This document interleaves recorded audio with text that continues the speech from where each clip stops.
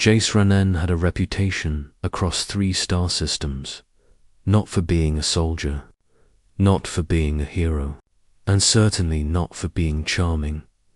He was known for rejecting every single woman, human, alien, hybrid, merchant, soldier, noble, outlaw. All of them, Jace.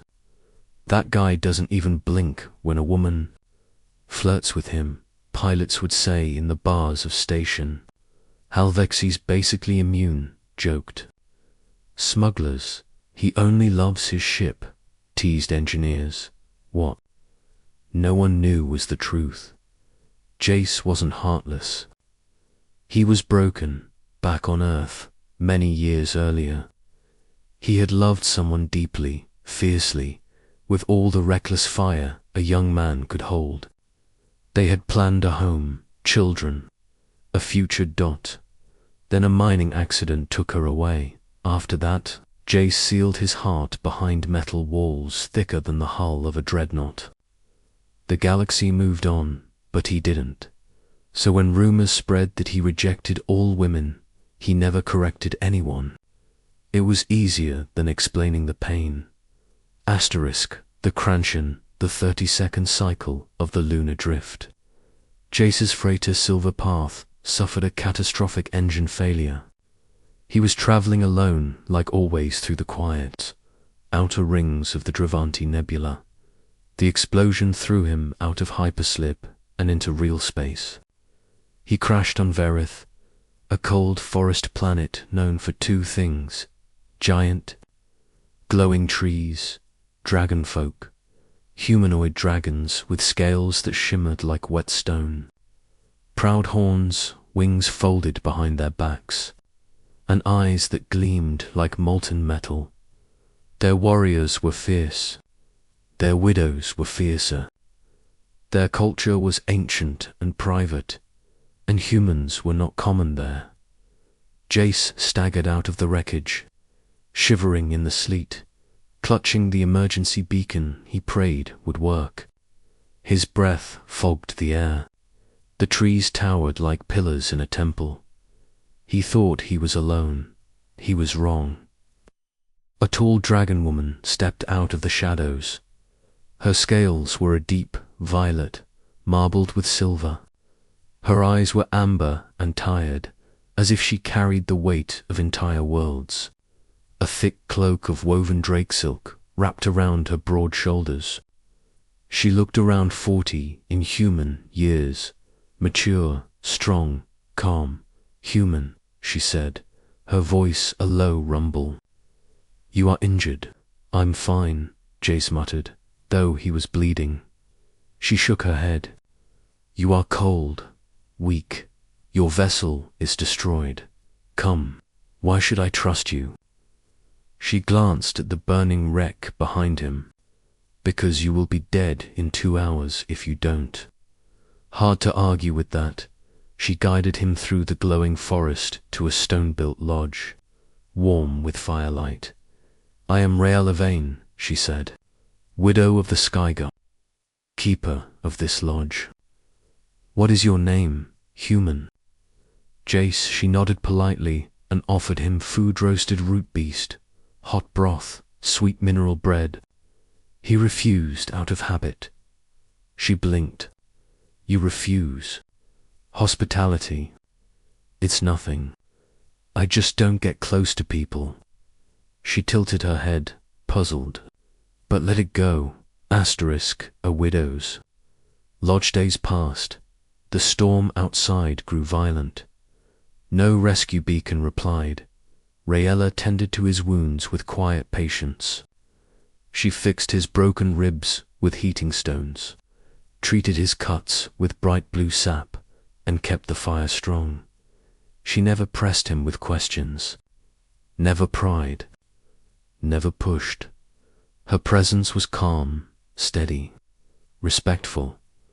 Jace found himself relaxing something he hadn't done in years. He watched her from the hearth as she carved wood or sharpened tools. She moved with the disciplined grace of a warrior, yet her voice, when she spoke, was gentle one evening. She brought him a cup of spiced herb tea. You reject food, comfort, conversation, she said. Yet you watch me as though you fear losing something. He stiffened. I don't watch you do, she said simply. It is not offensive, just curious. Jace said nothing. After a long moment, she added softly, I have lost a mate. I know the look of someone who carries old ghosts. His heart stopped. She understood, without prying, without judgment. For the first time in years, he whispered the truth. I lost someone too. She nodded once, a slow, respectful bow of her head. No pity, no shock, just understanding, and for Jace, who had buried his grief under iron, her silence felt like a warm blanket. Asterisk, the ritual of hearth bonding gone verith. A harsh storm can last weeks. Jace and Rayella became unlikely companions. They gathered firewood, repaired tools, cooked meals together. One night, lightning split the sky in a violent tremor. The lodge shook. Rayella quickly moved him away from the crackling wall. You fear storms? She said, double quotes, no. I fear needing someone again. Rayella was quiet for a long time. Then she spoke words he would never forget. Jaith. Dragons do not bond lightly. We do not love often, but when we choose with our entire soul. She looked into the fire. I am ready to choose again, but I would never bind myself to someone who seeks only shelter. He looked at her sharply. Her eyes glowed golden in the firelight. Tell me, human, she said softly. Do you want a wife, or just shelter? The question hit like a comet. Jace could have lied. He could have deflected.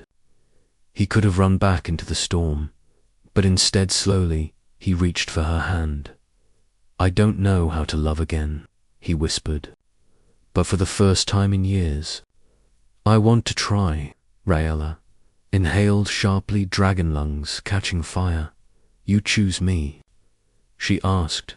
He nodded. Her tail curled slightly, betraying emotion she didn't show on her face. Then she whispered, let us try together. Asterisk, the human and the dragon widow storm raged for 9 more days. During that time, Jace learned the small details of Rayella's life. She had once been a sky rider who patrolled the nebula. Her mate had died protecting their clutch. She never had children. She lived now in quiet mourning, until he crashed into her forest. He told her about Earth, about the woman he lost, about the crushing silence afterward. She listened with a warrior's patience, and as the days passed, something unthinkable happened. He laughed again. She smiled again. She showed him how to carve the glowing wood. He showed her how to repair old electronics. They cooked meals together, debated stories, teased each other gently. One afternoon, while they were repairing the lodge roof, she steadied him when he slipped. Her claws closed around his forearm, warm and firm. For the first time in years, touch didn't scare him. It felt right. Asterisk, rescue. And a choice on the 14th day, a human rescue ship finally arrived. Jace stood outside the lodge, watching the shuttle descend. He expected Rayella to say goodbye instead. She said nothing, not a single word, just watched him quietly. He understood her silence. You owe me nothing. You are free to go. But Jace turned back toward the lodge. The fire inside, the carved wooden beams, the scent of spices on the air, and the dragon widow who healed. More than his wounds, he looked one last time at the rescue ship. Then he shook his head. The pilot shouted, Jace, you're not coming. Jace called back, voice steady. I've already found where I'm needed. As the ship lifted away, he walked back toward Rayella. She looked at him, eyes softening with a rare crack in her warrior calm. You choose to stay. I choose you. Slowly, like approaching a wounded creature, she stepped closer. Then, Jace Renan, she whispered, my hearth is yours. And my heart is yours, he replied. She touched her forehead gently to his dragon gesture of intimate bonding. Firelight glowed through her scales like embers awakening in that moment. He realized he hadn't rejected all women. He had simply been waiting for the one who would understand him. A dragon widow with quiet strength. A warrior who had lost everything yet still had love to give. A soul as scarred as his yet brave enough to try again. Together they walked into the lodge, closing the door against the fading storm. Not as strangers, not as savior and saved, but as two broken hearts, choosing finally to heal together. Asterisk.